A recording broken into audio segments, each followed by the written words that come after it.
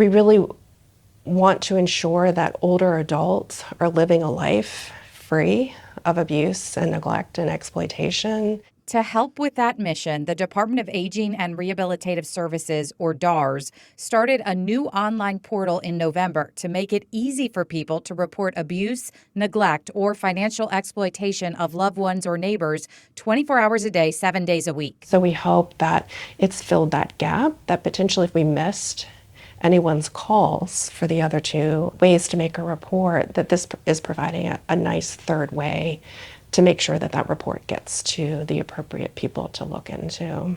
Paige McCleary heads up the Adult Protective Services Division at DARS.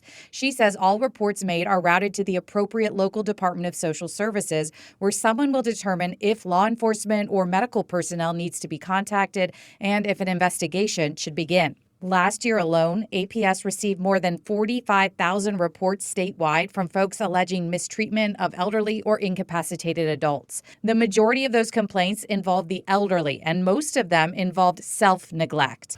Those are individuals that, for whatever reason, whether it's a cognitive impairment or some sort of other issue, just aren't able to potentially care for themselves or manage their well-being. Another top category of substantiated reports to APS, financial exploitation, which have increased from nearly 1,700 in 2022 to over 2,300 in 2024. That would be a person who is being victimized either by someone that they know, who could be trying to access their money, stealing their social security check, requesting money from them, stealing valuables from the person, or commonly online scams.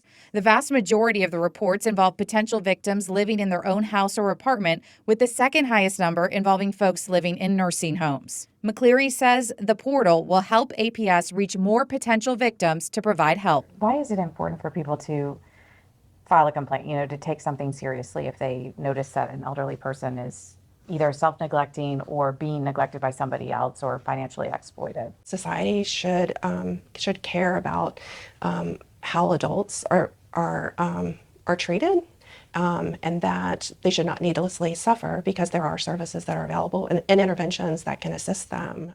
To access the new Adult Protective Services portal and to learn more about how to file a complaint there, visit this story on our website, WTVR.com. I'm Melissa Hippolyte for CBS 6.